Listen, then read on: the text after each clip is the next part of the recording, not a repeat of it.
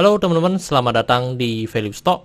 Hari ini saya akan membahas analisa fundamental saham ADI kuartal pertama tahun 2021. Oke, ini disclaimer-nya. Yang pertama, ini merupakan sharing analisa fundamental, bukan ajakan beli, jual, ataupun hold suatu saham, dan keputusan investasi ada di tangan teman-teman selaku investor. Yang ketiga, dari analisa fundamental ini bisa dijadikan referensi untuk analisa saham-saham yang teman-teman miliki. Oke, pertama-tama kita masuk ke bisnis model dari saham ADI ini. Untuk kegiatan usahanya bergerak di bidang usaha konstruksi, jadi untuk sumber income-nya berasal dari jasa konstruksinya. Untuk segmen usaha dan marketnya di Indonesia. Terkait kasus hukum, saat saya membuat video ini, saya tidak menemukan adanya kasus hukum yang terkait dengan ADI. Untuk kepemilikan saham dimiliki oleh negara sebesar 51% dan masyarakat sebesar 49%.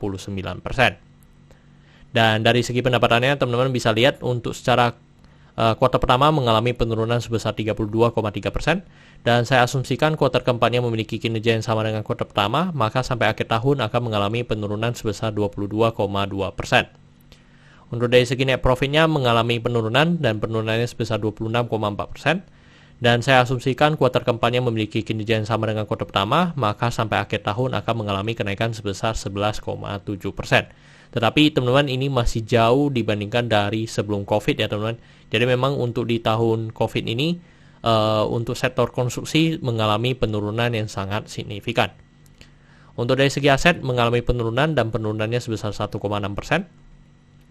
Untuk dari segi hutang juga mengalami penurunan, dan penurunannya sebesar 1,8%. Untuk dari segi modal tidak mengalami kenaikan maupun mengalami penurunan. Dan teman-teman, ini merupakan summary laporan keuangannya dari 2014 sampai 2021. Dan di sini saya akan banyak membahas tentang rasio keuangannya. Yang pertama adalah NPM atau net profit margin. Untuk 2021 hanya sekitar 0,32%. Jadi lebih baik dibandingkan dengan tahun sebelumnya, tetapi memang masih jauh dibandingkan dengan tahun sebelum COVID, yaitu di sekitar 3 sampai dengan 4%. Untuk dari segi PS di 7 dan membuat pernya di 96,04 kali. Dan ini memang mengalami penurunan signifikan karena dari segi harga mengalami penurunan lebih dari 50% ya dibandingkan dengan tahun 2020. Untuk dari segi book value sekarang di 1556 dan membuat PBV-nya di 0,46 kali. Dan teman-teman, ini PBV-nya merupakan PBV yang paling rendah ya teman-teman semenjak 2014 sampai 2021. Untuk dari segi DER-nya di 5,7 kali. Jadi untuk dari segi DER ini masih sangat tinggi. DER-nya malahan lebih tinggi lagi, dan setiap tahun malahan mengalami kenaikan juga ya teman-teman dari segi DER. Untuk ROE-nya di 0,48%, jadi masih di bawah 9% yang saya anut. Untuk ROA-nya di 0,07%. Oke teman-teman, saya membuat video ini untuk harga sahamnya di 715, dan dari analisa fundamental saya bisa menemukan nilai intrinsic value-nya sekitar 1.300. Jadi masih memiliki margin of safety 82%.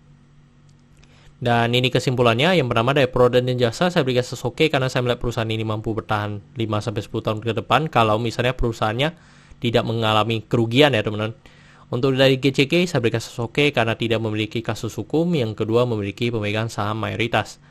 Untuk revenue dan net profit saya berikan oke karena mengalami kenaikan. Untuk dari segi aset saya berikan no karena mengalami penurunan. Untuk liability saya berikan no karena DER-nya di atas 1. Untuk book value saya berikan oke karena harga jual sekarang masih di bawah harga book value-nya.